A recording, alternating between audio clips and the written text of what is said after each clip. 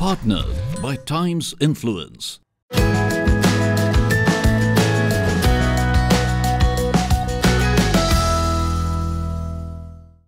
A strategic partnership between the UK and Indian governments which aims to capitalize existing connections and enabling exchange, trade, travel and learning. We bring you highlights from this mega event. What is the significance of this tech partnership and how does it fit in the overall UK and India relationship? So our two Prime Ministers announced in April the tech partnership. That reflected something very obvious. The world is changing. It needs new collaboration. The collaboration will be in the tech sector. We've got very complementary strengths, UK and India, and we've got very common ambitions. And if we work in some really key areas, you can think of renewables, you can think of AI and data, you can think of mobility, or just next to a car, mobility, and building up those medium and small enterprises and the micro ones, which is where all the startup entrepreneurship is going on. We've got a very rich combination of strengths. So it's dealing with the world as it's changing through technology with complementary strengths. A tech fest that gives us a glimpse into the future. The India-UK FutureTech Festival was a thought leadership summit that brought together the brightest tech innovators, companies and policymakers on one platform. The panel was set to discuss the opportunities in artificial intelligence, healthcare, mobility, fintech, cybersecurity and much more. We get you all the highlights from this power-packed technology fest. Distinguished guests, ladies and gentlemen, a very warm welcome.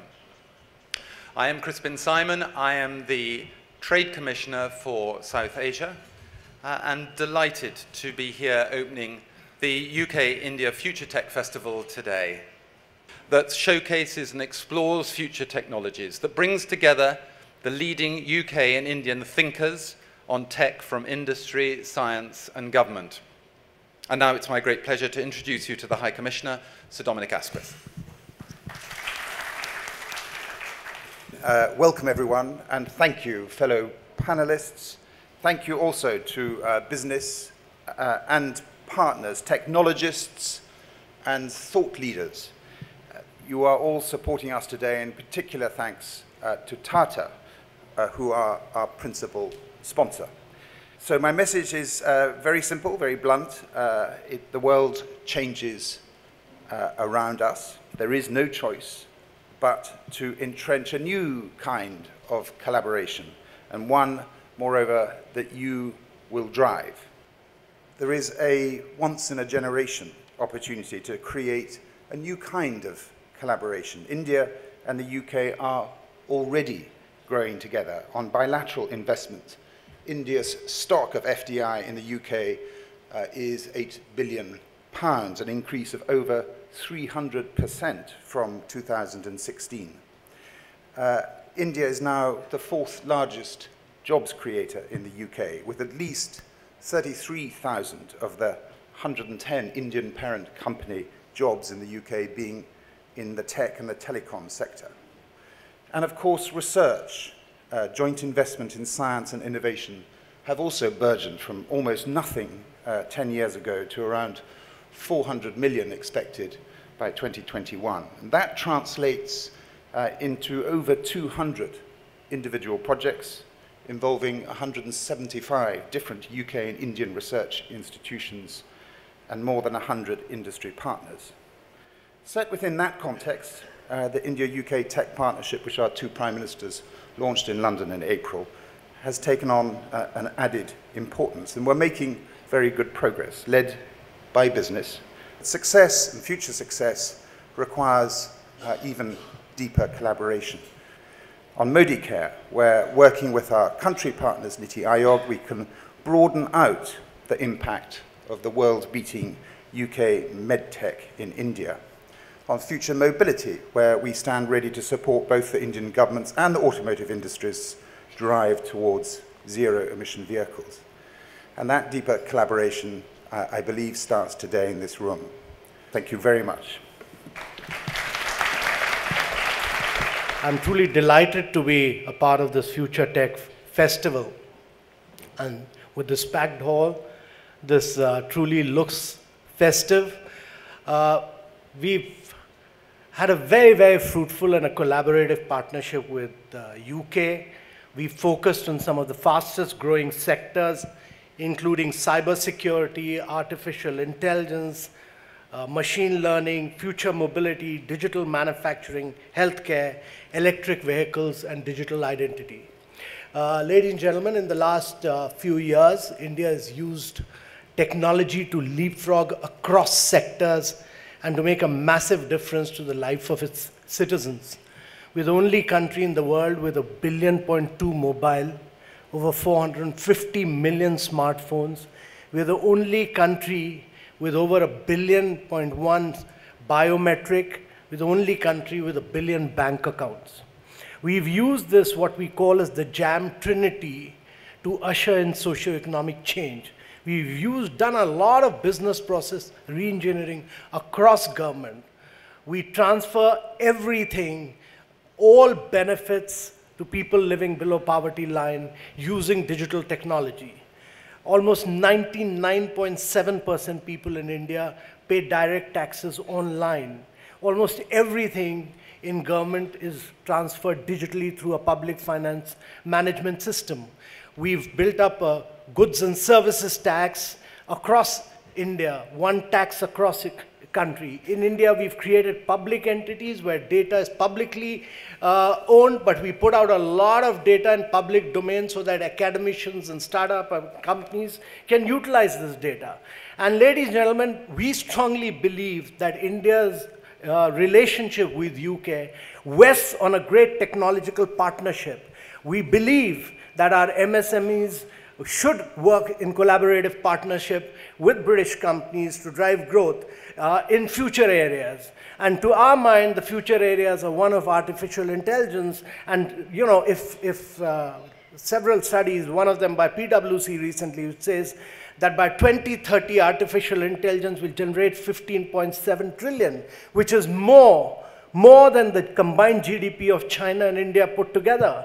Another study by Accenture shows that India will add 957 billion to its GDP by 2030. That is, India will be growing on account of artificial intelligence by 1.5% per annum year after year. India's process of urbanization has just begun when urbanization across America, Europe, China is all ended. And therefore, India will have to do very innovative and sustainable urbanization. And all this will have to be done on the back of mobility. And mobility would require that we do massive disruption in technology. The cost of battery, which is $237 per kilowatt hour, is likely to fall to about 70 kilowatt per hour. And that will mean that the cost of electric car will be on par with combustion cars. And this would mean huge, massive disruption in technology. And ladies and gentlemen, it's important to think not merely of the domestic market, but use this collaborative partnership as a way to penetrate global markets. In technology, you can't look at the vast size of domestic market. Till you don't excel and penetrate global markets, you can never be a global champion. So I hope that this tech festival will make you a great global champion of technology. Thank you very much, ladies and gentlemen. I'm very grateful to have been invited. My job in the UK is as the official responsible for digital policy across the whole spectrum, so from telecoms through the tech sector, cybersecurity, data, broadcasting and media. As we look at our digital future, as we look at our place in the world and what sort of country we want to be, it's incredibly clear that our partnership with India, and in particular our partnership with India on technology, is absolutely going to have to be at the heart of that. First of all, that it is and needs to be built on a strong sense that our tech economies are absolutely complementary. We have enormous respect for Indian strength in technology, for the fantastic Indian tech ecosystem, for the world-class Indian software companies like Tata and like the many others who are represented here. And we believe we have strengths, things to offer as well. We have, for example, more tech unicorns than France and Germany and Sweden combined. We have ecosystems with enormous strength in artificial intelligence and machine learning, cybersecurity, financial technology. Our creative sector is absolutely world-leading and a wonderful complement to our tech sector. Second is a huge amount of activity, and the fact that this festival is as popular as it is, the fact that there are so many companies doing exciting things from very big to very small, the fact there is so much going on gives me enormous confidence that this is a relationship where the level of activity means we have momentum, that things are really starting to happen. Third, there is enormous mutual respect. Respect for each other's quality, respect for each other's capability, respect for each other's values. And then the fourth, final element that needs to underpin our relationship is huge ambition for what we can do together. And we have an extraordinary agenda. We're setting up a UK-India tech hub in Delhi. We've got the Tech Alliance between Tech UK and NASSCOM. We've got a fantastic project on AI in healthcare. The list of things we want to do together is long and ambitious, and that's as it should be. Those are the hallmarks of our tech relationship. I hope those can be the hallmarks of this festival. I wish you all a very good day and success in it. Thank you. Coming up, a glimpse into how corporate bigwigs are immensely positive about prospects and growth in the tech industry offered by the two countries. Stay tuned.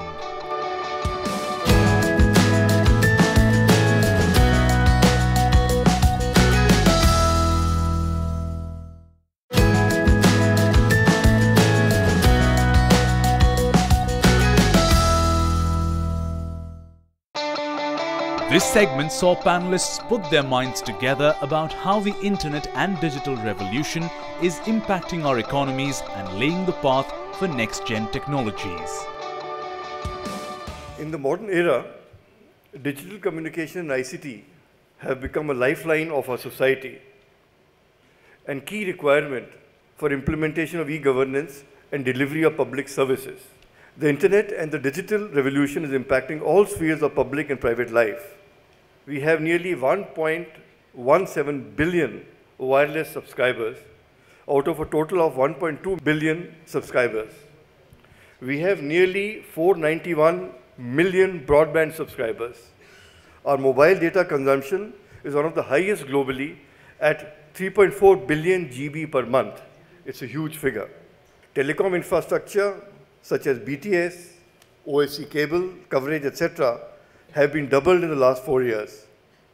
FDI inflows in the Indian telecom sector have significantly increased to $6.2 billion in 2017-18, which is 5 times more than the previous year.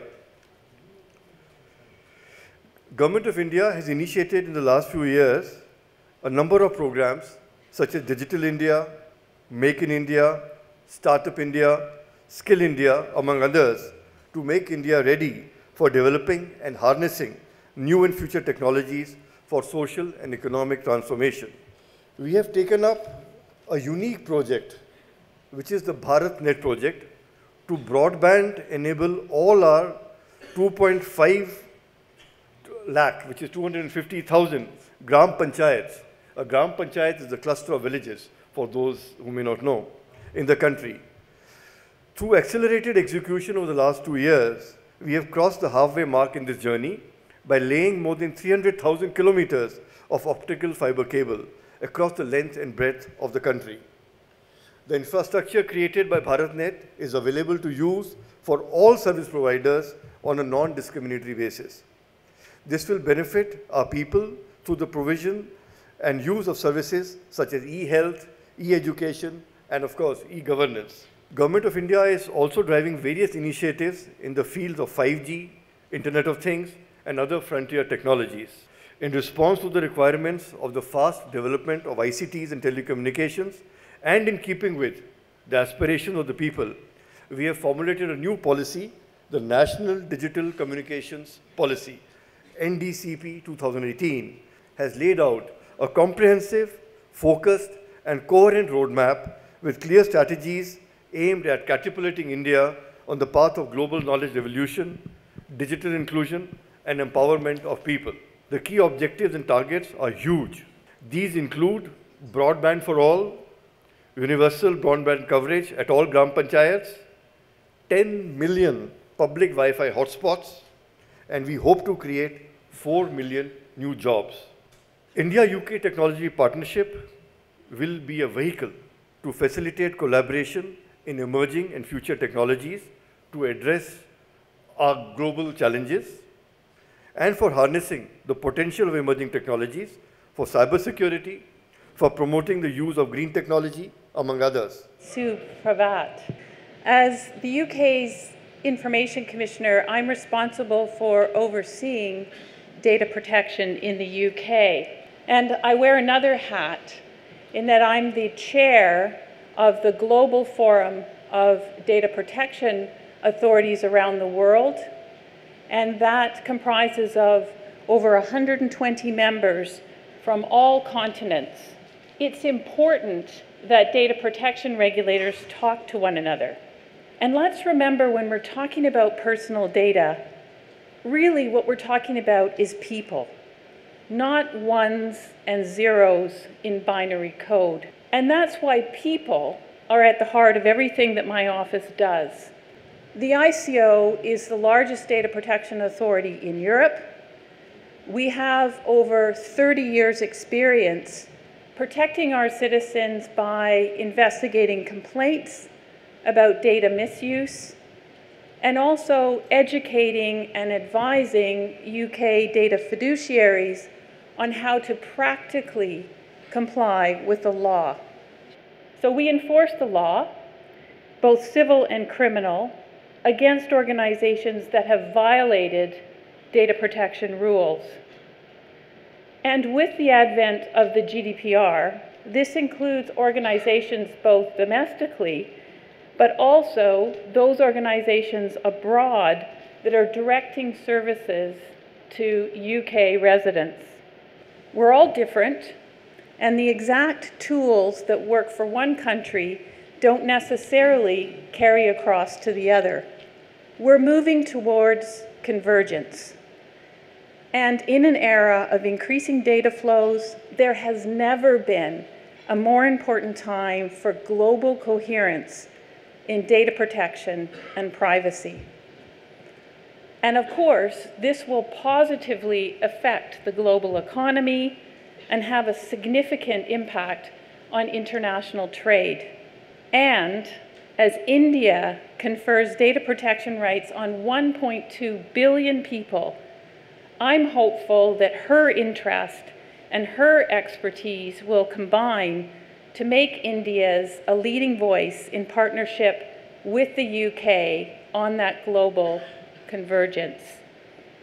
Dani Abad. My pleasure to be part of such a distinguished panel. Reminded me of an old cricket song, 10 to win and the last man in. I'll try to make it a T20 finish. All right, the Tata Group is the UK's largest overseas investor. We are 150 years old this year, and I think for most, if not all of those 150 years, we've had very strong ties with the UK. Today, with more than 10 billion pounds of business that we do as a group, Tata Group employs more than 60,000 people in the UK.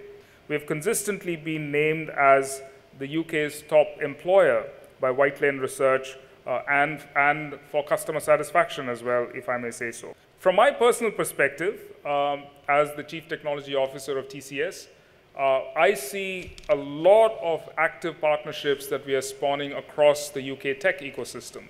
We are investing strongly in the future of UK's STEM initiatives.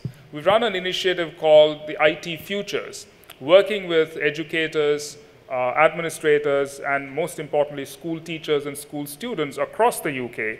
And many, many thousands of students, teachers have interacted with TCS colleagues, volunteers, and the government and local agencies to see how we can help in building that technology base that UK, like all other countries, including India, will need. This festival, therefore, I think it's coming at a great time.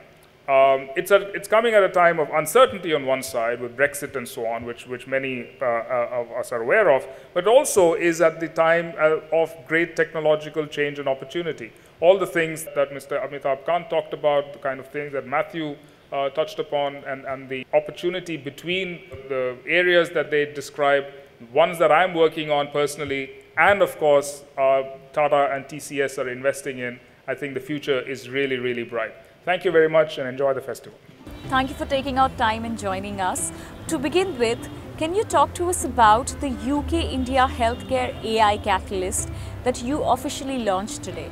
The idea is to identify a few companies. We've got 5 on the shortlist, but we want these to be companies that will be truly innovative with artificial intelligence in healthcare, but will combine some of the expertise from the UK with that of India, knowing that our requirements to some extent are identical and to some extent are quite different, but we can see a lot of common ground for innovation. What have been the main achievements of this partnership with, till date between the two countries? Well, it's pretty rapid. We started it, as I say, in April, so it's barely 8 months. And in that time, we've made some really important developments and achievements. For example, in this question of putting the clusters together. So we have the Midlands engine in the UK, which looks at particularly at the automotive sector. We have something called the Northern Powerhouse, which looks at AI and data, and we want to match those, partner those with equivalent Indian areas. So AI and healthcare, advanced diagnostics, remote diagnostics, helping the Modi Care or collaborating with the Modi Care issue. We've already now just shortlisted 5 UK companies on the AI healthcare to do some pilots on that one.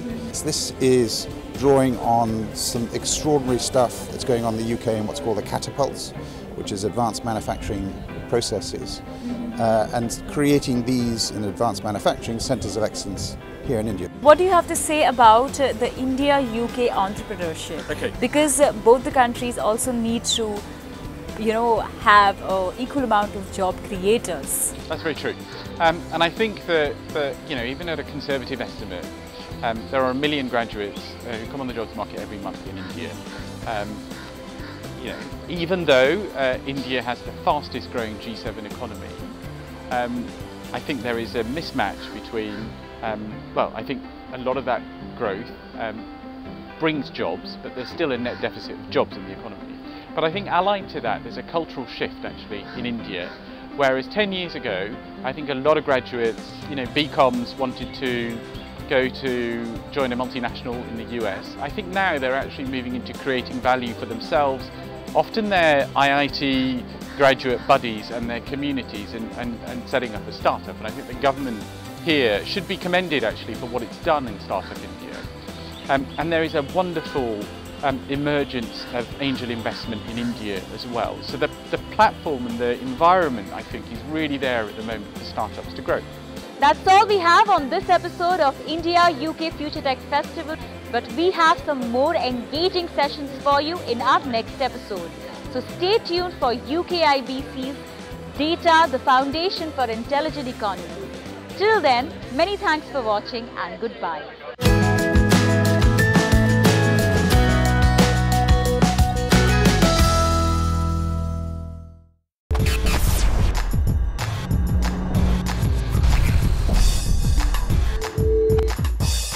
Partnered by Times Influence.